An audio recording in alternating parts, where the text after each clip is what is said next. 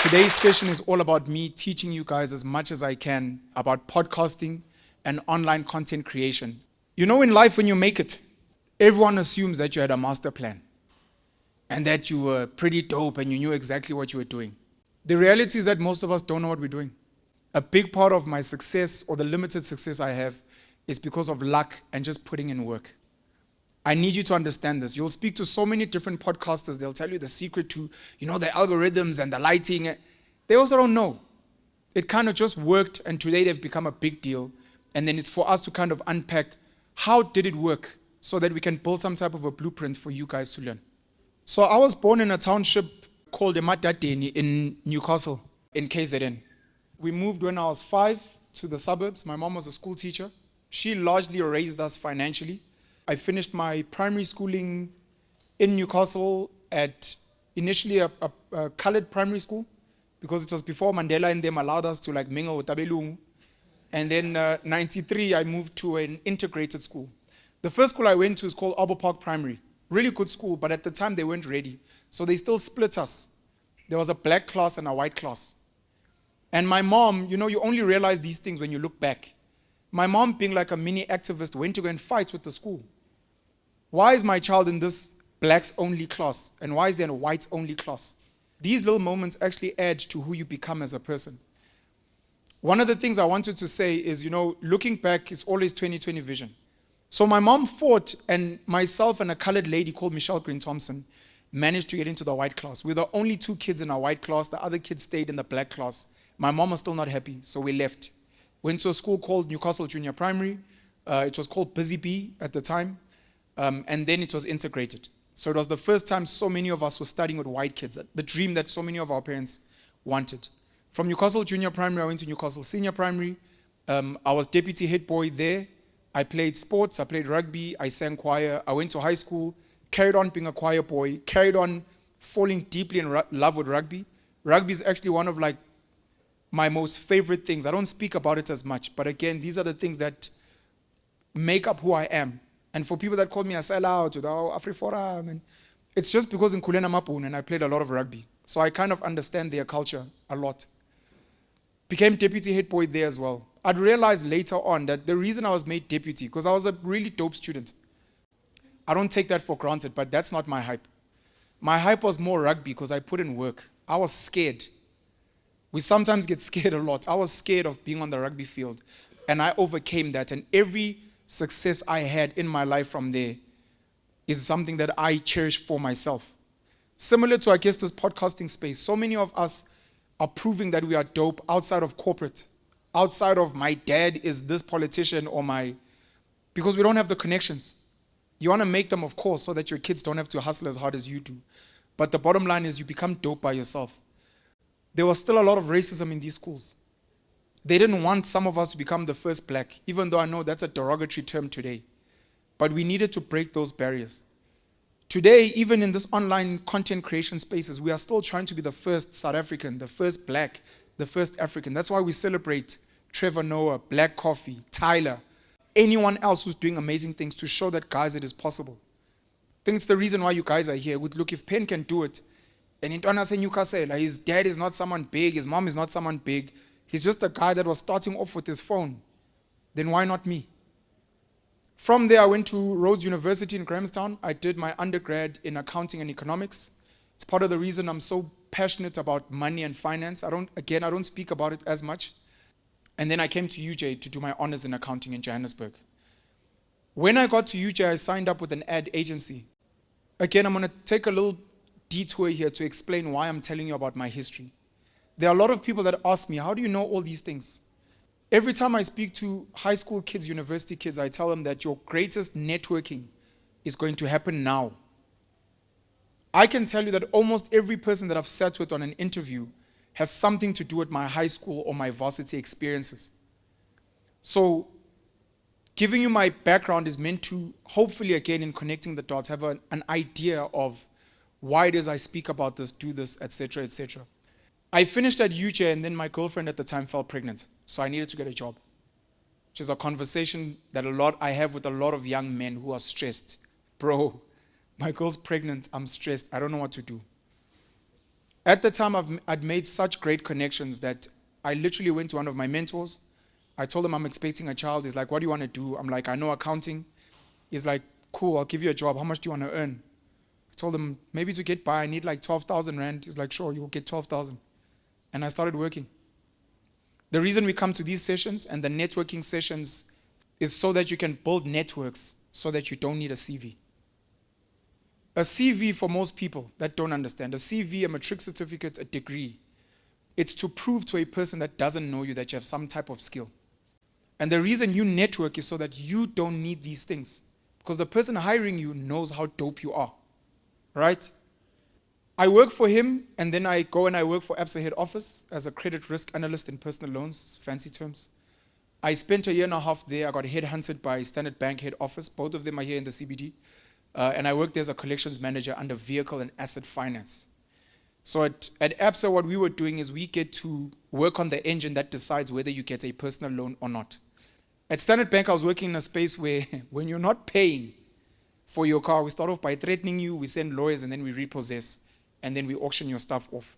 And sadly, even after we've auctioned, if we haven't settled your debt, we still chase after you for more money. But that was my stint in banking. Through that whole time, I'd been passionate about learning about money. Back in 2006, I believe, I read a book called Rich Dad Poor Dad by Robert Kiyosaki. Changed my life because it rewired my thinking around money, taxes, government, how we see the world. So I wanted to get into business to sort out the money thing. I'd get into banking. I'd start my own businesses thereafter. 2013, May, I quit my job at Standard Bank in the same month I was expecting 2 of my kids.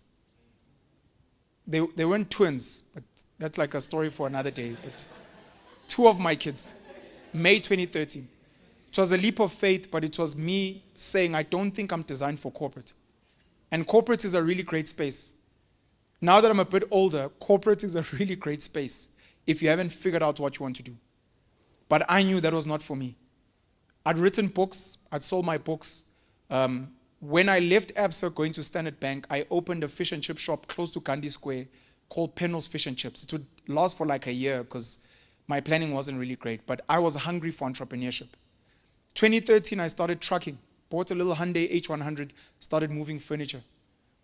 And then from there, I started saying, I think I'm now going to become a billionaire. I started loaning out money. People started investing in me, and I was making good cash. 2013, 2014, 2015, I started traveling. I went to China. I went to other countries. I was meeting young entrepreneurs. I was investing in them. 2015, 16, my business crashed. I had cows. I had 17 cows. I had 40 pigs. I had 12 vehicles, meter taxis. I thought I was going to be rich. Again, bad planning. So I'm telling you these stories because we don't know in 10, 20 years where I'll be. And I need you to understand why when I meet certain guests, there are certain conversations I have with them because of my little life journey. So we have certain things we can kind of vibe with because I've met some of the biggest business people in this country because of some of these hustles and this thing of wanting to jump and move and see what I can do. 2016, my business crashes and my heart crashes because the girl I was with at the time didn't want to be with me anymore. It was my fault. I'd spend the next 3 years, luckily because I'd learned how to hustle. I was still making money from my books. Every now and then I'd get like a speaking gig. Every now and then I'd do a little bit of TV work. And I was still loaning out money. So I could get by. To this day, one of my superpowers is that I'll never be hungry. It's something I wish to teach my kids. It's something I wish I could teach every one of you. Young people in South Africa don't have a culture of selling. Just selling. To a point where when you meet someone, you want to ask, what do you sell? We have this idea that the solution to life is a job. And a job is literally you begging someone to sell on their behalf. But you can sell by yourself, with your phone, in the streets.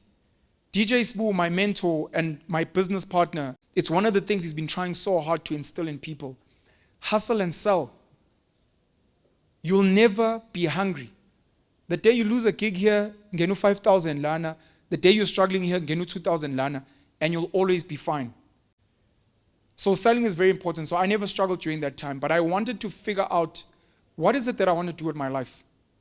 There was a friend of mine at the time who was going through deep depression, and he was saying, all I want, pen. Mangathola nje ispan, when kogishethi, tolu 15,000 feet. I'm good. And I said, I hear you. But then what do you want for life? You get to the 15,000, what does your life look like? And he couldn't answer me. And I told him, that's the one thing that's chowing me.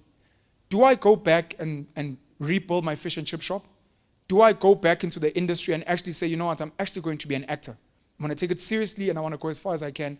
What life do I want? And it's something called your why, which is something I'm going to mention a bit later. What do you want for your life? And again, looking backwards, I was like, what is it that's always made me happy? What's made me happy is meeting people, learning things, and then sharing information. How can I do that? In different ways. I can become a speaker, I can write, I've written books. Is there any other way? And it just so happened that in 2020, we were locked down under COVID. We were locked down. So many things changed. A company like Zoom blossomed during that time. A company like TikTok, Microsoft Teams, and coincidentally, Podcast and Chill, that's when they got a big boost. People were sitting at home. And it's like, I think I want to do this. I love conversation. I love meeting people. I know so many dope people that other people don't know. I want to share them with the world. So why not try this thing? 2021 December, I decided I think I want to take this thing seriously and see where it goes. I've got a 3 to 5 year plan with podcasting. I think I'm in year number 2.5. At the end of 5 years, I'm going to know whether this thing is working or not and in which direction I'm moving. So I don't know if I'm going to stay here forever or if I'm going to move in somewhere else. Again, you can only connect the dots backwards. My podcast influences, I get asked quite a bit because people speak about podcast and chill. Sometimes me and MacG kind of shade each other and say bifanyana here and there. At least from my side, I think it's all for the industry, all for the culture. So a lot of people are like, you're trying to be like MacG. Or Julius, MacG wanna be. My podcast influences actually are mostly American and British. The Joe Rogan Experience, I think still to this day, is the biggest podcast in the world. The numbers that he does on a sit down are more than like a CNN or a Fox. These are big established brands. And at the time, no one said it would work. No one. All of us were watching 30-second, 10-second shorts. That's all our concentration was said to believe in. And this guy was doing 3-hour, 4-hour sit downs, chatting about crazy things, conspiracy theories, this politician, what's going on in the world, psychedelics. But it was so dope and it was so engaging that it really captured my heart. Please go check him out. Not for anything, just for a reference. Because this masterclass is meant to empower you guys with the tools and the skills of best practice so that you can implement them in your life and be dope. I can speak about Joe Rogan on another day and why his podcast is so amazing, but he was my influence. Please go check him out. Please check out Lex Fridman. Serious nerd, hyper intelligent, having dope conversations. Later on, Stephen Bartlett, mixed race guy from the UK, came and then started podcasting as well. He was very different because he was very focused on business. Stephen Bartlett is very focused on business, and the way he's running his podcast is very much about maximizing views so that he can sell ads. And Joe Rogan, for the longest time, had no ads. He didn't monetize his YouTube. There would be no ads you'd watch for 3 hours, and then later on, he'd land a $200 million deal with Spotify. Again, this is important to note because I don't think anyone in South Africa has done it. And we're not saying we will do it or that's what we're chasing, but it's the possibility. $200 million deal with Spotify. There's a gentleman you also need to go and research, Patrick Bet-David, PBD. Patrick Bet-David is on a mission to try and show that you can build alternative media without mainstream. He's not only podcasting, he's doing news, he's doing politician debates, etc., etc. Another very, very focused businessman. Another guy that I admire very much. And maybe when we start speaking about monetizing podcasts, you'll look at what he's doing because it's him, it's the Daily Wire.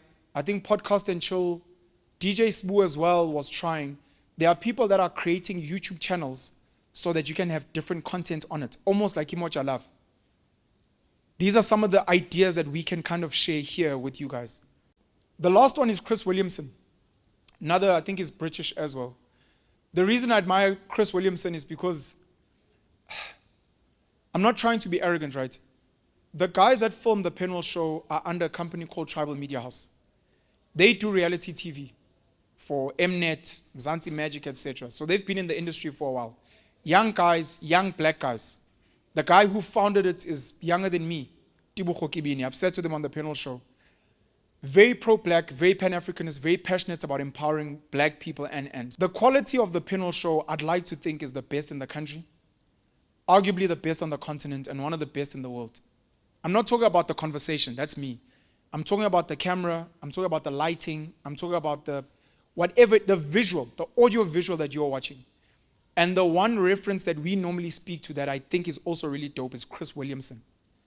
I'm mentioning this again to give a shout out to the crew that we have here because it's not just about conversation. We need to make sure that the quality is as dope as possible because as much as people are listening and it's great, people must be like, who the hell is shooting this? Because it's so great. And that's when the guys become dope as well and become something amazing. So Chris Williamson, those are my podcasting influences. But now we need to speak about podcasting in the South African context. Podcast and Chill with Mac G and Soul is the biggest podcast, I think, on the African continent. Last year, they had a 1 million subscribers celebration. And outside of so many other things that people criticize them for, discussing gossip, some of the controversial things they've done, they've really, really made us proud. And you know, when Mac G started, for those of you who are able to go back to his early episodes, again, connecting the dots backwards, I don't think he really knew where this thing was going. The guy had been fired twice from radio. He was sitting at home, they'd smoke, they'd drink, and he was just like, bro, let's just have chats. I think their first big interview was with DJ Sbu. There are people that work very hard at Podcast and Chill to build it into what it is today. And it's literally a company. They work with sponsors. They've got different segments. You've got Popcorn and Cheese with Robot Boy and Pop-Pops. They had Dineo Ranaka there. They were really, from a South African perspective, and they have been pioneering for so many of us. As much as they were not my reference and my inspiration, I can't help but be proud of them and be inspired by what they've done. December 2021, I decided to start making videos every single day. What was I speaking about? Anything that was of interest to me, and that was current affairs. From December 2021, it would be February 2022 that DJ Sbu would invite me. Please come through to the Hustlers Corner. He invited me once. I've got a motor mouth. He invited me again. And then after the second time, he invited me a third time. And then after that, he was like, bro, would you mind coming back here every single week? And I started being a regular on the Hustlers Corner. It was not a plan I had. I didn't sit and say, you know, one day, Ntwana, ngifuna ukuhlala no Mac G no Soul. You can't plan these things. What you can plan is to put in the work. Even after I went to the Hustlers Corner, I was still making my daily videos. I realized also while I was there, two quick things. The first one is be careful when you get close to your heroes. And this is not about DJ Sbu. This is mostly about the guests that we had. Because some of the people that would come through in the way they move, in the way they speak, it's really sad. And I think about it every time because I was young. I know what it feels like to meet your hero. I know what it feels like to have a dream. And I think some of these people, including our politicians, they've lost it. Number two, don't stop working. DJ Sbu understands this. I think he's got over 20 years in the industry and he's been able to pivot. He's a masterclass by himself. DJ Sbu does not have a radio voice. Oh, it's myself, DJ. And you're like, Ntwana, look, I think maybe go try something as if voice Ntwana is not for radio. But he pushed and he became a big radio personality.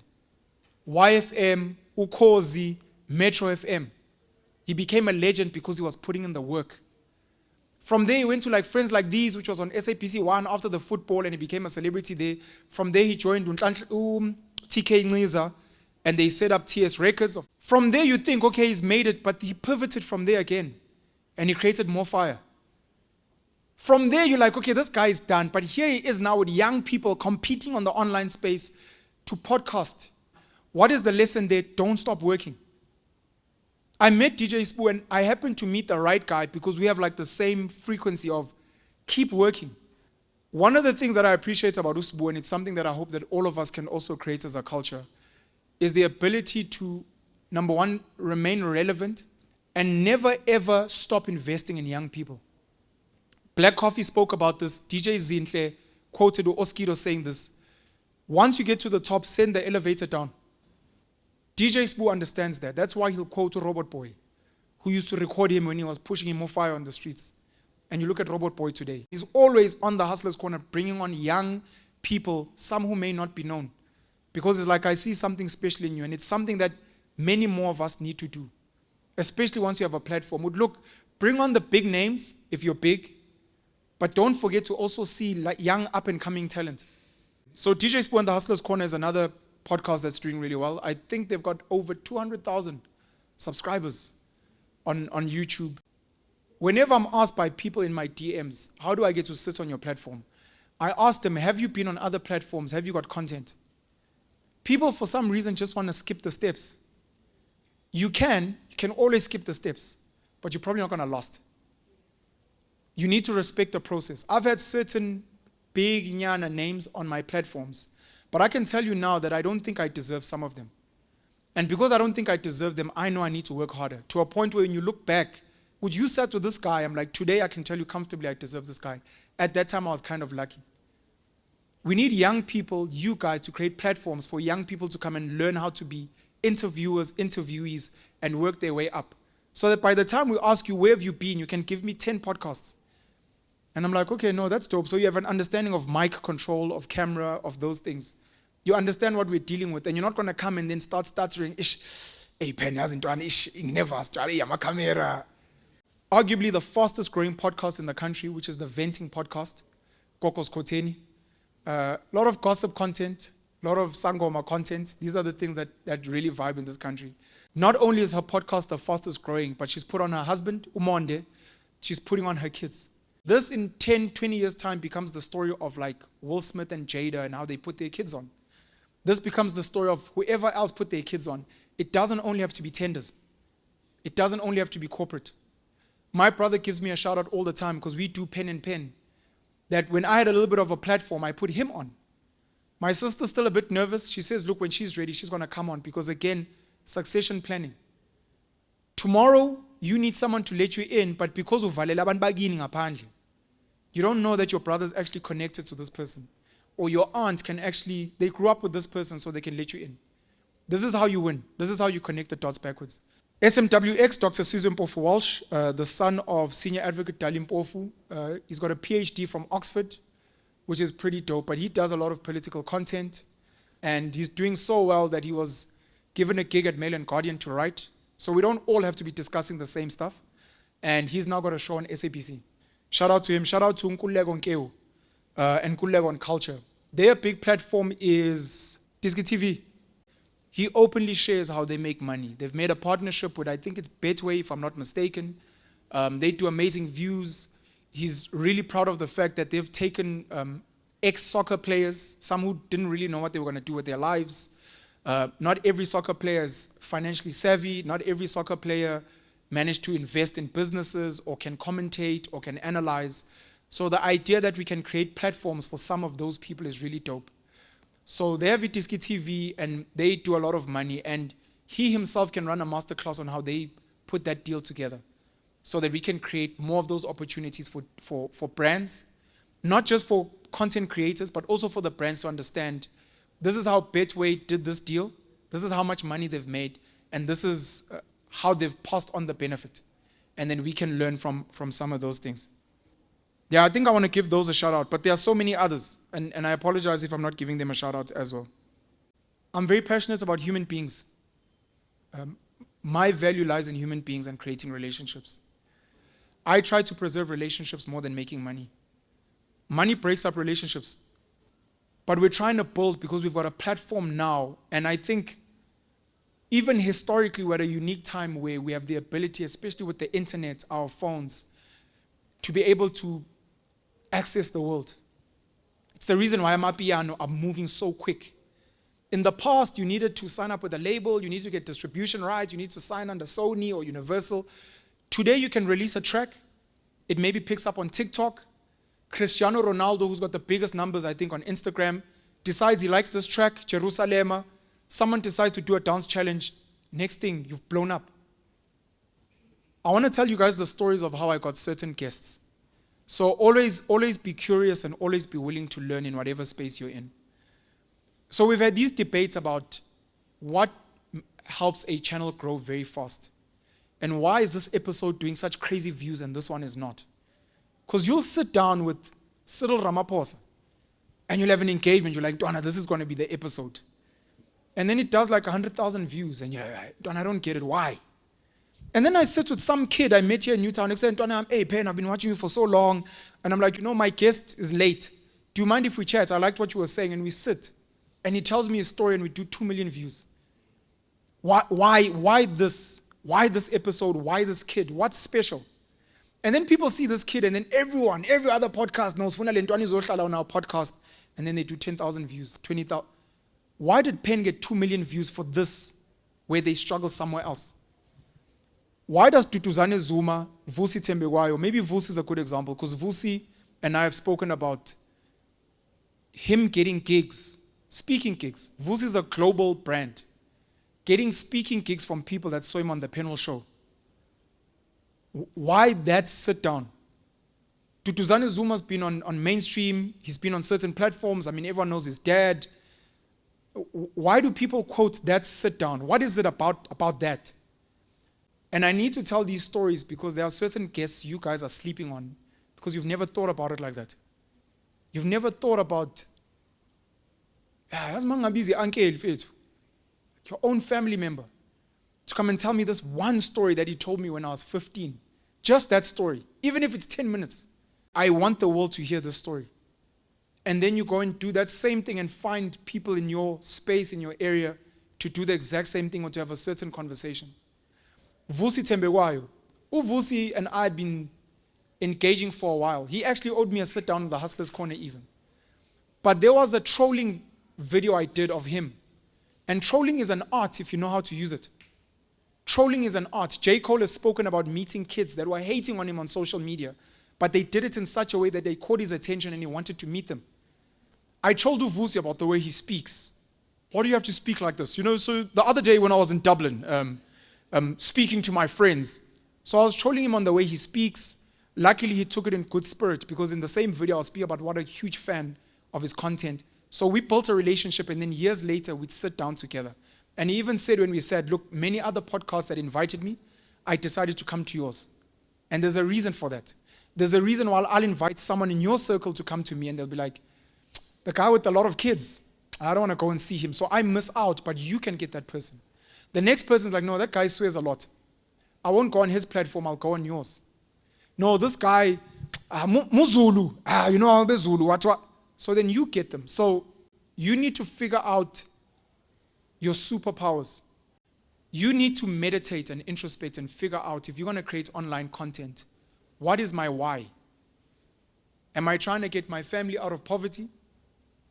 Do I want to tell the black female story? Why am I doing this?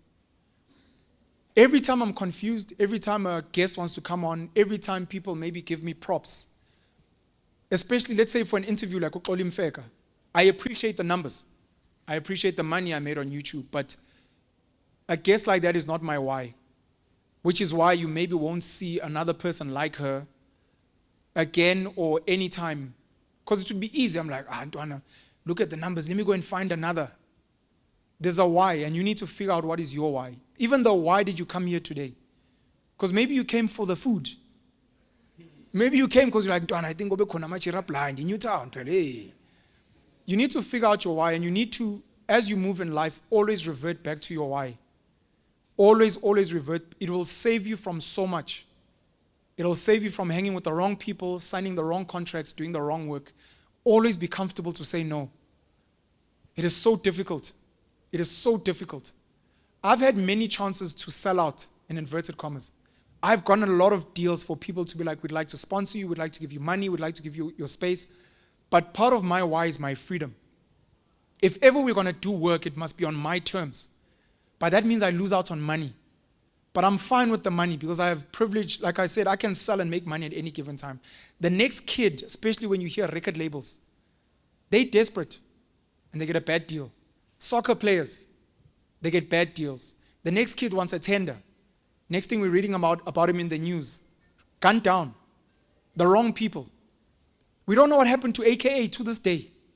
We don't know what happened to DJ Sbu to this day. We don't know what decisions they made. Were they in line with their why, or was it something else? So figure out what is your why, number one. And then very importantly, and this is a very emotional topic for me, for parents, find your superpower. If you have children, find your superpower.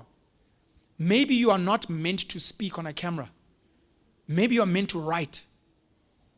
Maybe you're not meant to write. Maybe you're meant to sing. Maybe you're not meant to sing. Maybe you're meant to control a camera. Yes, no one knows who you are, but it's okay. Some of my favorite people, because movies are very influential for me, some of my favorite people in film are, there's a guy called Christopher Nolan, my favorite director. He did Oppenheimer, he did Interstellar, Inception, the Dark Knight trilogy. Christopher Nolan is a movie god, but there are people that don't know him. You only know the actors on screen. One of my favorite people in film is a gentleman by the name of Hans Zimmer. Some of your favorite movies, you don't understand why you are crying. It's because the music that this guy makes. And his range is so diverse. He's worked with Christopher Nolan. He's done, I think, The Lion King. And you're like, the soundtrack to my life, when I think of the day I met that girl and we were about to kiss, it's probably Hans Zimmer's music that's playing in your head. Maybe that is your purpose. But you need to figure out what is your superpower, and how you do that again is looking back. What is the thing that when people talk about you, they mention that one thing? The way you dress, your smile. So you need to find your superpower and you need to magnify it. Pick what it is you want to do. It doesn't have to be podcasting or online content creation. Every single day, be disciplined to put in the work. It's very cliche, it's very boring. Please give us the secrets. Work hard. Stay focused. Shut up. But it really works. The secret to success in life lies in your daily habits. What did I do today that will reward me in the future?